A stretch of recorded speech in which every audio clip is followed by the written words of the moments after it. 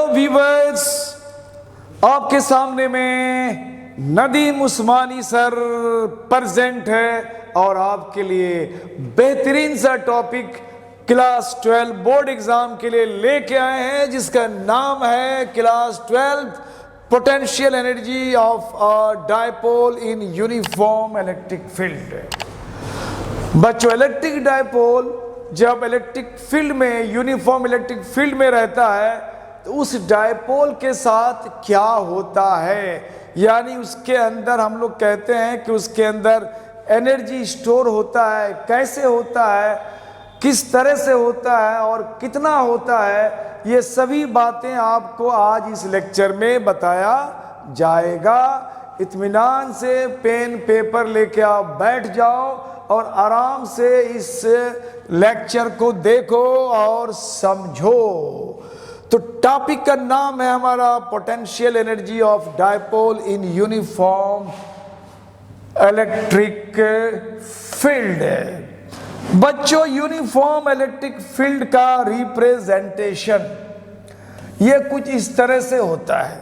Uniform electric field का representation कुछ इस तरह से लेते हैं हम लोग।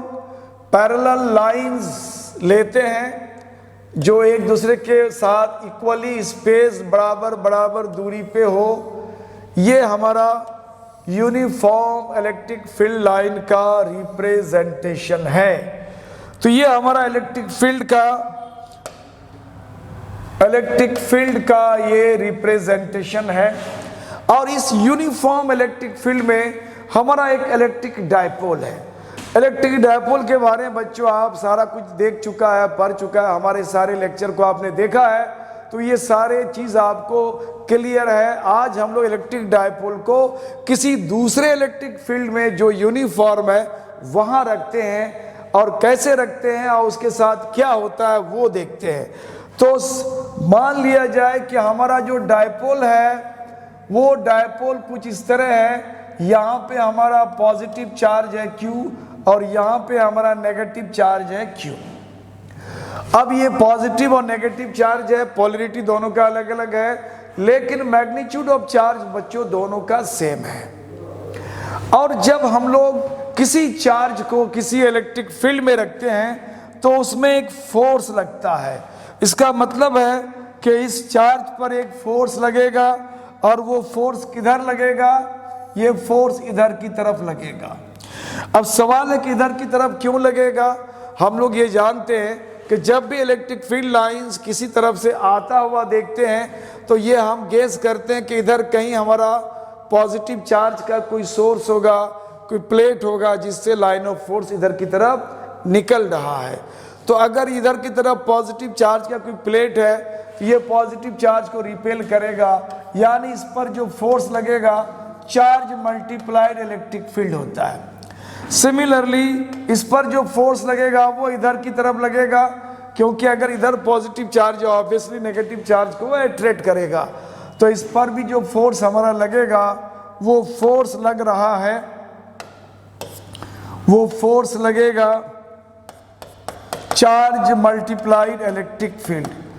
अब बच्चों, इन फिगर को अगर हम देखें तो ऐसा नहीं लगता है कि ये दोनों फोर्स इस डायपोल को, इलेक्ट्रिक डायपोल को रोटेट करने की कोशिश करता है। इस डायरेक्शन में इसको रोटेट करने की कोशिश करेगा, यानी वह कपल ऑफ फोर्स, यानी ये दो फोर्स को मिला के बोलेंगे कपल ऑफ फोर्स, हिंदी में बोलते हैं बल युग्म।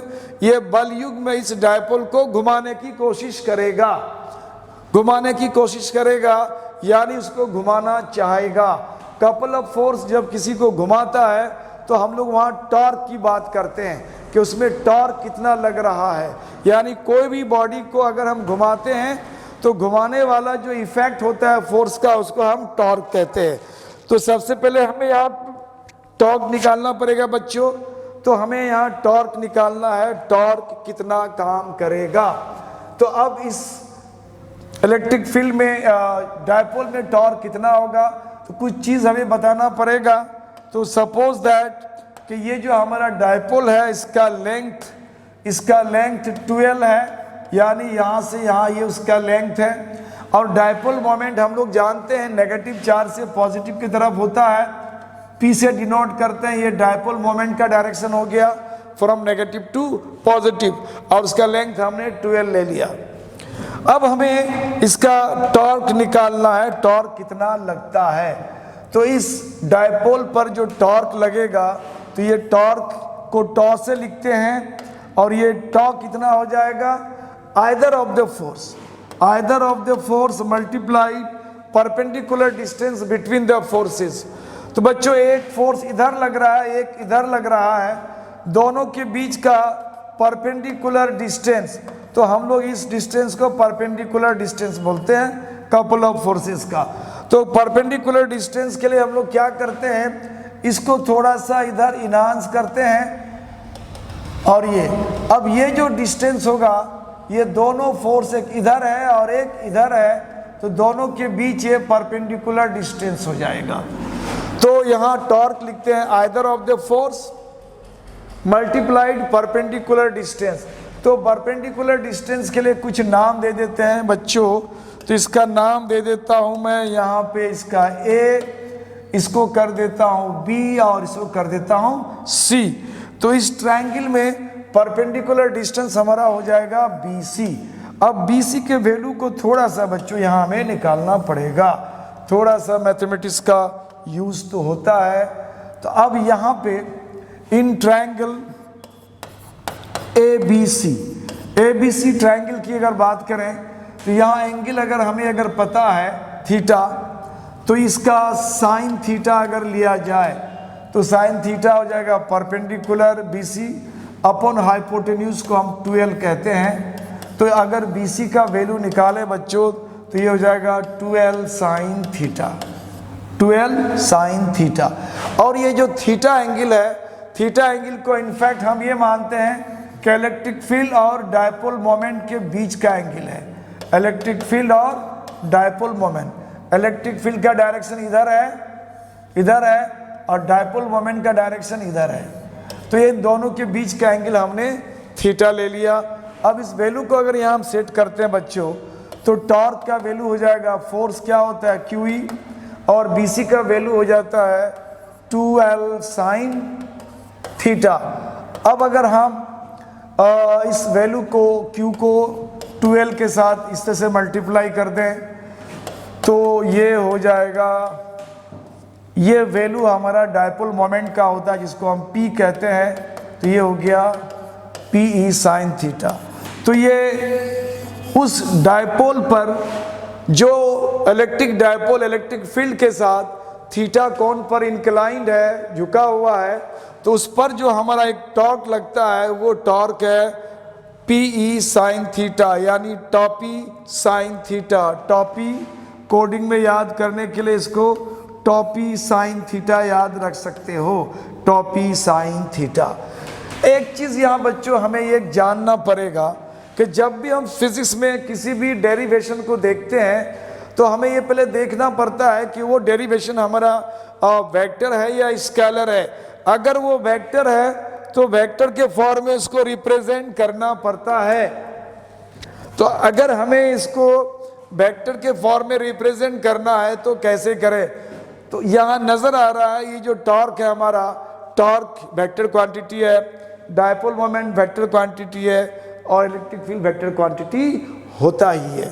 तो अब ये तीनों अगर वेक्टर क्वांटिटी है, तो हम लोग ये देखेंगे कि इसको अगर हम वेक्टर में रिप्रेजेंट करते हैं, तो ये हो जाता है हमारा P क्रॉस E, यानी टॉपी। तो ये हो गया हमारा इलेक्ट्रिक डायपोल जो दूसरे यूनिफॉर्म इलेक्ट्रिक फील्ड में रखा हुआ है, उस पर जो टॉर्क लगता है, यानी वो फील्ड जो उसको घुमाने की कोशिश करता है, वो हमारा टॉर्क इतना है। अब हमें इसके लिए एनर्जी की बात करना होगा। जब ये इस फील्ड में रखने से इसको घुमाने की कोशिश करेगा, तो क्या इस इलेक्ट्रिक डायपोल पर कुछ एनर्जी हमारा स्टोर हो पाएगा? तो उसके एनर्जी की बात करते हैं। तो एनर्जी कितना स्टोर होगा और कैसे होगा?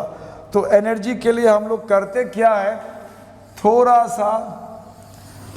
सा हमारा कैलकुलेशन मांगता है एनर्जी के लिए। मान लिया जाए कि ये दोनों फोर्स इस डायपोल को किधर घुमाना चाहता है बच्चों। ये तो इधर खींच रहा है, इधर खींच रहा है, वो बिल्कुल ऐसे घुमाना चाह रहा है। ये ऐसे है, इसको ऐसे घुमाना चाहता है। तो अगर ये फोर्सेस इसको घुमा रहा है, और घुमाने का मतलब है कि ये दोनों कपल ऑफ फोर्स टॉर्क लगा रहा है, और टॉर्क लगने के बाद अगर वो घूम जाता है तो हम लोग बोलते हैं कि उसमें एक वर्क हुआ।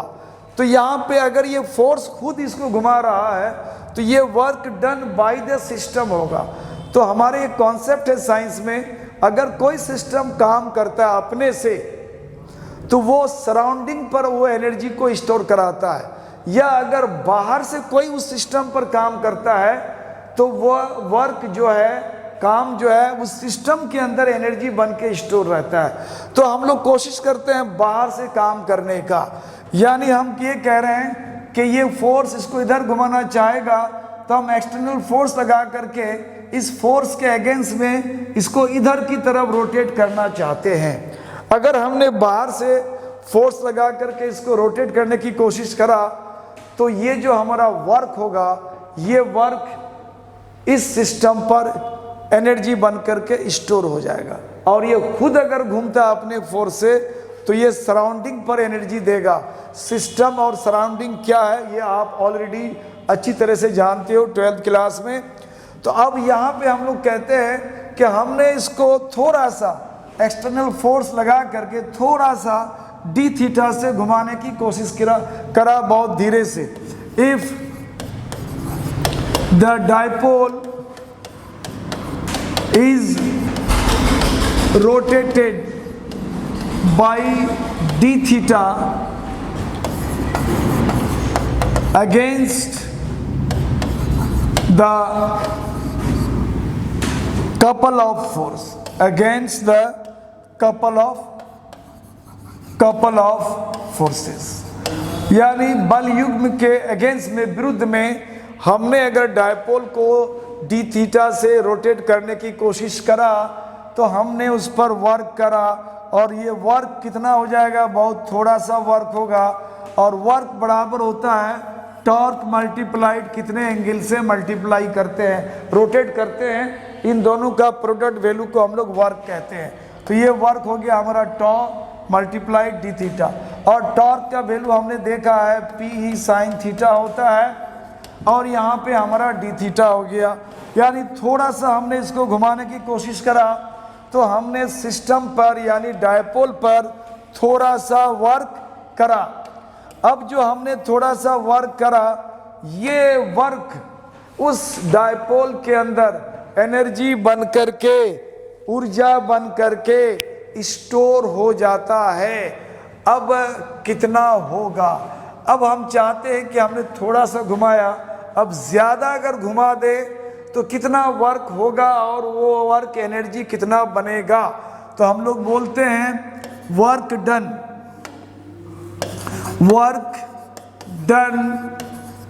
To rotate, work done to rotate the dipole from theta 1 to theta 2। Theta 1 से थीटा 2 को रोटेट करने में हमने इस पर कितना वर्क करा, तो इसको हम लोग इंटीग्रेट कर देते हैं। तो डी डब्ल्यू इधर हो जाएगा P E sine theta D theta. अब यहाँ पे हमें देखना है कि इंटीग्रेशन किसका हो रहा है। तो ये हमने बहुत बार बता चुका है, हमारे बहुत सारे लेक्चर को आपने देखा होगा। तो हम लोग इंटीग्रेशन तय करते हैं जिसके साथ डी लगा होता है बच्चों। तो डी यहाँ थीटा के साथ लगा हुआ है, इट मीन्स के इंटीग्रेशन थीटा का हो रहा है, एंगल का हो रहा है। तो एंगल का लोअर लिमिट कहाँ से शुरू करा हमने, थीटा 1 से, और कहाँ तक लेके गया उसको घुमाया थीटा 2। तो ये हमारा लोअर लिमिट अपर लिमिट हमारा लग जाता है उसका, जिसके रिस्पेक्ट में हम उसको इंटीग्रेट करते हैं। तो अब आगे अगर चलते हैं तो डी डब्ल्यू का इंटीग्रेशन वैल्यू हमारा डब्ल्यू हो जाएगा। तो ये हो गया हमारा बच्चों डब्ल्यू, दिस इज डब्ल्यू। और यहाँ पे जो हमारा पी और ई है ये बाहर हो जाएगा क्योंकि उसको इंटीग्रेशन से कोई लेना देना ना है। और ये lower limit theta 1 upper limit theta 2। अब हमें कॉन्सेप्ट ऑफ इंटीग्रेशन की जानकारी यहाँ होना चाहिए, concept of differentiation and concept of integration.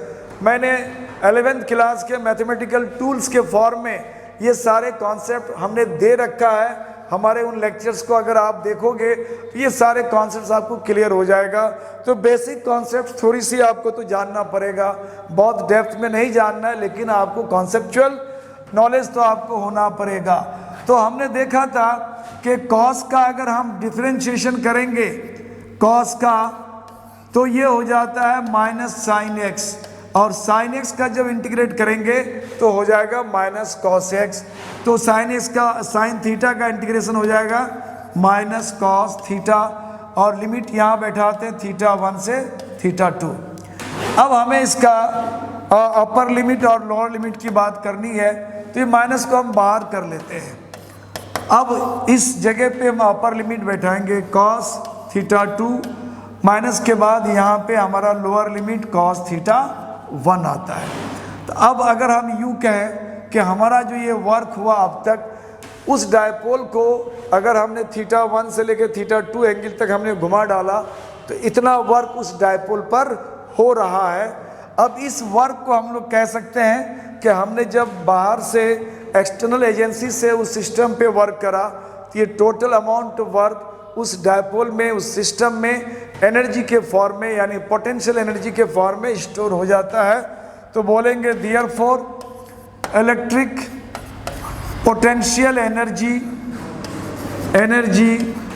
Of the dipole, उस डायपोल के उस द्विध्रुव के विद्युत ऊर्जा कितना होगा, तो उसको हम लोग यू से डिनोट करते हैं माइनस पी, और ये हो गया cos theta 2 minus cos theta 1। अब बच्चों अगर यहाँ पे कुछ स्पेशल केस हम देखते हैं एनबी में अगर मान लो इनिशियली जो हमारा एंगल है थीटा 1 वो ऑलरेडी अगर 90 के एंगल पे हो, मतलब इलेक्ट्रिक फील्ड और हमारा जो डायपोल है ये एक दूसरे पर परपेंडिकुलर हो पहले से ही अगर परपेंडिकुलर हो, और थीटा 2 जो है हमारा मान लो थीटा अगर है, तो हमारा एनर्जी कितना हो जाएगा उसका, तो एनर्जी हो जाएगा माइनस पी कॉस थीटा 2 को थीटा बोलते हैं माइनस कॉस थीटा 1 को 90 डिग्री कहा है हमने।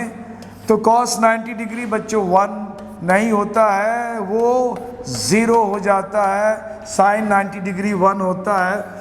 This becomes cos theta and this becomes 0, यानी हमारा जो वैल्यू आया ये आ गया पी कॉस थीटा, यानी हमारा जो एनर्जी स्टोर हुआ उस डायपोल में, वो एनर्जी वर्क करने का इतना एनर्जी उसके अंदर स्टोर हुआ, ये माइनस पी कॉस थीटा। अब हमें देखना है कि वो इलेक्ट्रिक डायपोल उस इलेक्ट्रिक फील्ड में, बाहरी इलेक्ट्रिक फील्ड में, एक्सटर्नल इलेक्ट्रिक फील्ड में जो यूनिफॉर्म है वो किस फॉर्म में, उसकी स्टेबिलिटी क्या है, अनस्टेबल है, स्टेबल है, जीरो एनर्जी है, ये सब केसेस पूछे जाते हैं। तो यहाँ पहला केस देते हैं हम लोग, सबसे पहले देते हैं zero energy of the dipole, यानी डायपोल पर कोई एनर्जी नहीं होगा जब उस हम इलेक्ट्रिक फील्ड में रखते हैं, यानी एनर्जी शून्य होगा। तो उसके लिए थीटा क्या होना पड़ेगा, थीटा को 90 डिग्री होना पड़ेगा, यानी इसको रोटेट करके हमने थीटा 2 को थीटा रखा था, यानी रोटेट करके कहाँ तक रखना है, 90 डिग्री में। अगर 90 डिग्री में रखते हैं तो इसका मतलब है बच्चों इलेक्ट्रिक फील्ड इधर है और हमारा डायपोल मोमेंट P इधर है, और दोनों के बीच ये एंगल 90 डिग्री हो गया। इस समय हमारा डायपोल पर कोई एनर्जी नहीं होगा, यानी एनर्जी हमारा जो वैल्यू होगा वो 0 हो जाएगा, एनर्जी 0 हो जाएगा। कैसे 0 होगा, इस वैल्यू को सब्स्टिट्यूट करते हैं। जैसे एनर्जी का वैल्यू क्या है हमारा, P cos थीटा, थीटा को हमने 90 डिग्री कर दिया, cos 90 0 होता है, यानी इस केस में हमारा इलेक्ट्रिक फील्ड डायपोल पर एनर्जी बिल्कुल 0 होगा। यानी जब हम इलेक्ट्रिक डायपोल को इलेक्ट्रिक फील्ड के साथ परपेंडिकुलर डायरेक्शन में रखेंगे तो उस पर एनर्जी कुछ नहीं होगा, एनर्जी जीरो हो जाएगा। दूसरा केस आता है हमारा, केस आता है, सेकंड केस आता है हमारा स्टेबल पोजीशन। स्टेबल पोजीशन यानी उसका पोजीशन कब स्टेबल है, किस समय उसका पोजीशन स्टेबल है वो देखते हैं। तो stable position, position of dipole, dipole का स्टेबल पोजीशन। अब यहाँ पे अगर हम थीटा को अगर हम 0 डिग्री कर दें, इसका मतलब है कि एक्सटर्नल इलेक्ट्रिक फील्ड और जो डायपोल मोमेंट है हमारा, ये दोनों पैरेलल है, या यूँ कहो कि जो हमारा डायपोल है और इलेक्ट्रिक फील्ड है दोनों एक दूसरे के पैरेलल है। तो उस समय हमारा एनर्जी का वैल्यू हो जाएगा -P cos 0 डिग्री। तो यानी -Pe यानी नेगेटिव एनर्जी, नेगेटिव एनर्जी, या इसको हम यूँ कहेंगे मिनिमम एनर्जी, मिनिमम एनर्जी। और जब किसी भी सिस्टम का एनर्जी मिनिमम होता है तो इसकी स्टेबिलिटी बढ़ जाती है। More energy less stable, less energy more stable. यानी हमारा डायपोल उस इलेक्ट्रिक फील्ड में स्टेबल कब रहेगा, जब उसको हम इस तरह से रखें कि डायपोल का डायपोल मोमेंट इलेक्ट्रिक फील्ड का डायरेक्शन पैरेलल हो जाए। अब आता है उसका अनस्टेबल पोजीशन, केस 3। ये सारे ऑब्जेक्टिव क्वेश्चन बनता है बच्चों। Unstable position, unstable position, dipole का अनस्टेबल पोजीशन। थीटा को हम 180 डिग्री कर देते हैं। इसका मतलब है कि इलेक्ट्रिक फील्ड का डायरेक्शन इधर है और डायपोल मोमेंट का डायरेक्शन इधर है, ये एक दूसरे के बिल्कुल अपोजिट है।